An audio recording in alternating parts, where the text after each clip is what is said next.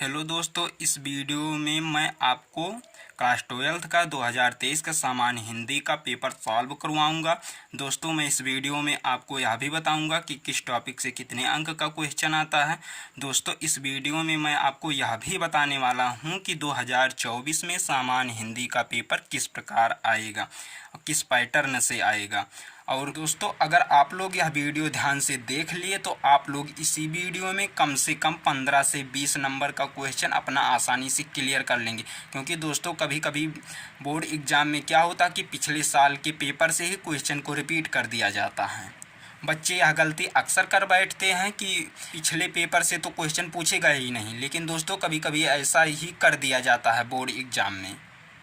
इसलिए दोस्तों, आप लोग यह वीडियो ध्यान से देखना और इस वीडियो में किस किस टॉपिक से कितने अंक का क्वेश्चन आएगा ये आप लोग ध्यान से ज़रूर देख लेना। सभी क्वेश्चनों को किस प्रकार से तैयार करें।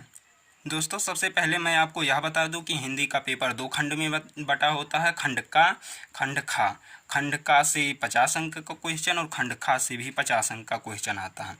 खंड का पहला प्रश्न हिंदी गद्य साहित्य के इतिहास से आएगा, वो भी 5 अंक का। दोस्तों, अगर आप लोग भी हिंदी गद्य साहित्य का इतिहास कैसे तैयार करते हैं यह आपको बिल्कुल समझ नहीं आ रहा है तो मैंने इस पर वीडियो बनाया है, इसको कहाँ से स्टार्ट करें इस विषय पर। सबसे पहला क्वेश्चन है, प्रताप नारायण मिश्र द्वारा संपादित पत्र का नाम है। इसका ऑप्शन दूसरा सही है, ब्राह्मण। दूसरा क्वेश्चन है, बाण भट्ट की आत्मकथा के लेखक हैं डॉक्टर हजारी प्रसाद द्विवेदी। अशोक के फूल किस विधा की रचना है, तो निबंध विधा की रचना है। भारत दुर्दशा नाटककार के रचनाकार हैं भारतेंदु हरिश्चंद्र। अंतिम क्वेश्चन है, इनमें से गद्य की किस विधा में काल्पनिक प्रसंगों को स्थान नहीं है, तो आत्मकथा। हिंदी गद्य साहित्य का इतिहास खत्म हुआ, अब हिंदी पद्य साहित्य के इतिहास के क्वेश्चन की ओर चलते हैं। दूसरा क्वेश्चन हिंदी पद्य साहित्य के इतिहास से आता है, ये भी 5 अंक का होता है। इसका पहला क्वेश्चन है, हिंदी साहित्य के आधुनिक काल की रचना है, चांद का मुंह टेढ़ा है। दूसरा क्वेश्चन, हरिऔध का पूरा नाम है, अयोध्या सिंह उपाध्याय। तीसरा क्वेश्चन है, छायावाद की विशेषता है, प्रकृति का चित्रण। चौथा क्वेश्चन है, प्रकृति का सुकुमार कवि कहा जाता है, तो प्रकृति का सुकुमार कवि सुमित्रानंदन पंत जी को कहा जाता है। पांचवा क्वेश्चन है, तार सप्तक के संपादक हैं सच्चिदानंद हीरानंद वासेन अज्ञेय जी हैं। दोस्तों, यह क्वेश्चन प्रत्येक साल बोर्ड परीक्षा में पूछा जाता है, इसलिए यह क्वेश्चन बहुत ही इम्पोर्टेंट है। अगला क्वेश्चन हिंदी गद्यांश पर आधारित प्रश्न लिखने के लिए आता है। यह टोटल 10 अंक का होता है, 5 क्वेश्चन होते हैं और प्रत्येक क्वेश्चन 2-2 अंक का होता है। दोस्तों, मैंने एक वीडियो में बात किया है कि संदर्भ कैसे लिखते हैं। दोस्तों, मैं आपको बता दूं कि संदर्भ 8 अंक का आता है। 2 अंक का संदर्भ हिंदी गद्य साहित्य हिंदी गद्यांश पर आधारित प्रश्न पर आएगा। 2 अंक का संदर्भ हिंदी पद्यांश पर आधारित प्रश्न पर आएगा और 2 अंक का संदर्भ संस्कृत गद्यांश पर आधारित प्रश्न पर आएगा। फिर उसके बाद 2 अंक का संदर्भ संस्कृत के पद्यांश पर आधारित प्रश्न पर आएगा। इस प्रकार दोस्तों, संदर्भ बोर्ड परीक्षा में 8 अंक का आता। अगर आप लोग भी संदर्भ लिखना नहीं जानते हैं तो मैंने एक वीडियो में बताया है कि संदर्भ कैसे लिखें और बोर्ड परीक्षा में लिखते समय क्या सावधानियां रखें। दोस्तों, गद्यांश पर आधारित प्रश्न अथवा में आता है, यानी कि 2 प्रश्न दिए होते हैं, उसमें से एक ही आपको करना होता है। जैसे एक ये दिया है, उसके बाद अथवा लिखकर ये दूसरा दिया है, इन दोनों में से आपको एक ही लिखना है। उसके बाद है पद्यांश पर आधारित प्रश्न, ये भी अथवा में होता है, इसमें भी 2 आपको दिया है। देखिए, एक ये और एक ये, इसमें से चाहे ये आप करिए चाहे ये आप करिए, जो भी आपको आता है वही आप कीजिए। 5वां प्रश्न है जीवन परिचय। जीवन परिचय आपको हिंदी गद्य के लेखकों से भी लेखक का लिखना पड़ता है और पद्यांश के एक कवि का भी लिखना पड़ता है। इसमें से प्रत्येक में 3-3 कवि या लेखक होते हैं, उनमें से किसी एक का ही जीवन परिचय आपको बोर्ड परीक्षा में लिखना होता है, वो भी साहित्यिक परिचय देते हुए उनकी रचनाओं को लिखना होता है। अगला क्वेश्चन है कहानी आपको लिखना है। इस कहानी भी आपको अथवा में ही दिया रहता है, यह आपको अधिकतम 80 शब्द में लिखना होता है, 5 अंक का होता है। जीवन परिचय भी आपका 5-5 अंक का होता है। और इस खंड से अंतिम क्वेश्चन है खंड काव्य। दोस्तों, अलग अलग जिले में अलग अलग खंड काव्य आता है। लेकिन बस्ती जिले में श्रवण कुमार का खंड काव्य लिखना होता है। दोस्तों यहाँ टोटल 7 अंक का होता है। खंड का खत्म हुआ, अब खंड खा से संस्कृत, पहला प्रश्न संस्कृत पाठ से आता है। 8वां प्रश्न है, इसमें भी आपको 8वां में दिया होता है, संदर्भ सहित आपको हिंदी अनुवाद करना होता है। यह 7 अंक का होता है, 2 अंक का संदर्भ और 5 अंक का हिंदी अनुवाद। फिर उसके बाद इसका अगला क्वेश्चन है श्लोक। दो श्लोक भी दिया रहेगा, इसमें दोनों 8वां में रहते हैं। एक ही श्लोक आपको करना है, वो भी संदर्भ सहित हिंदी में अनुवाद करना है। यह भी 7 अंक का होता है, 2 अंक का आपका संदर्भ होगा, 5 अंक का हिंदी अनुवाद होगा। उसके बाद 9वां क्वेश्चन है मुहावरों और लोकोक्तियाँ। इसमें से आपको किसी एक का अर्थ लिखकर उसका वाक्य प्रयोग करना है। यह 2 अंक का होता है। जैसे पहला प्रश्न है भीगी बिल्ली बनना।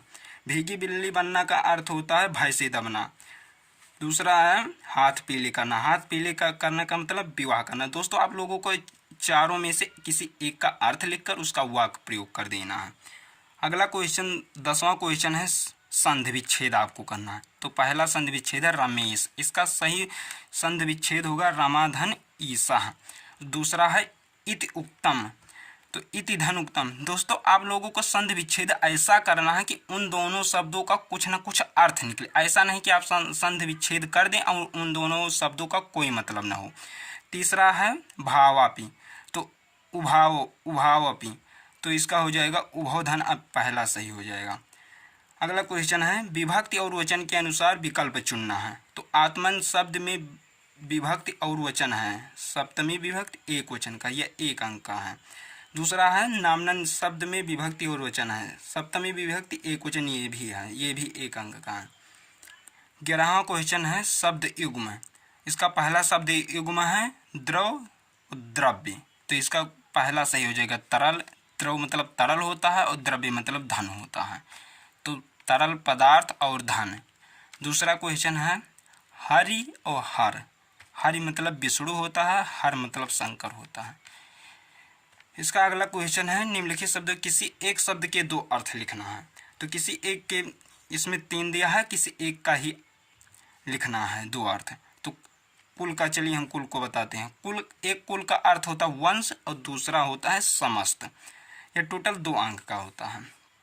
अगला क्वेश्चन है वाक्यांश के लिए एक शब्द। ये प्रत्येक क्वेश्चन 1-1 अंक का है।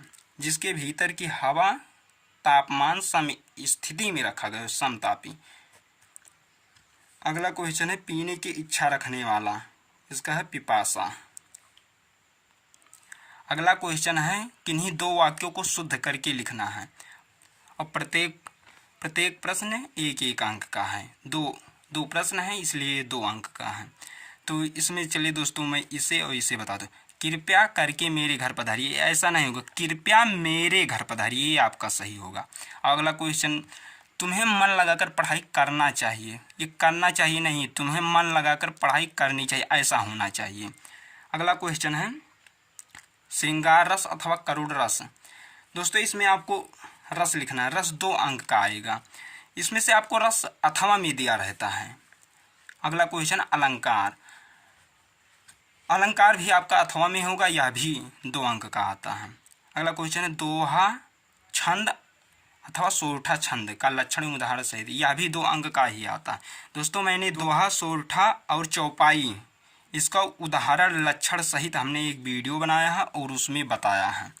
अगला क्वेश्चन है किसी दैनिक समाचार पत्र के संपादक के नाम का एक पत्र लिखिए जिसमें अपने गांव में फैल रही कोविड-19 संक्रामक बीमारी के प्रति मुख्य चिकित्सा अधिकारी का ध्यान आकर्षित किया गया।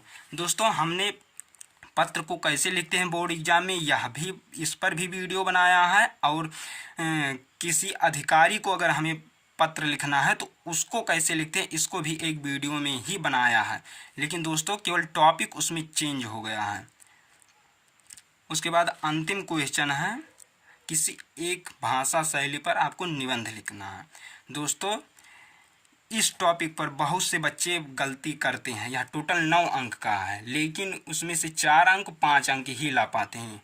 दोस्तों बोर्ड परीक्षा में निबंध को लिखते समय क्या सावधानियां बरतें और कैसे निबंध लिखकर पूरे 9 के 9 अंक प्राप्त करें, इस पर भी मैंने वीडियो बनाया है।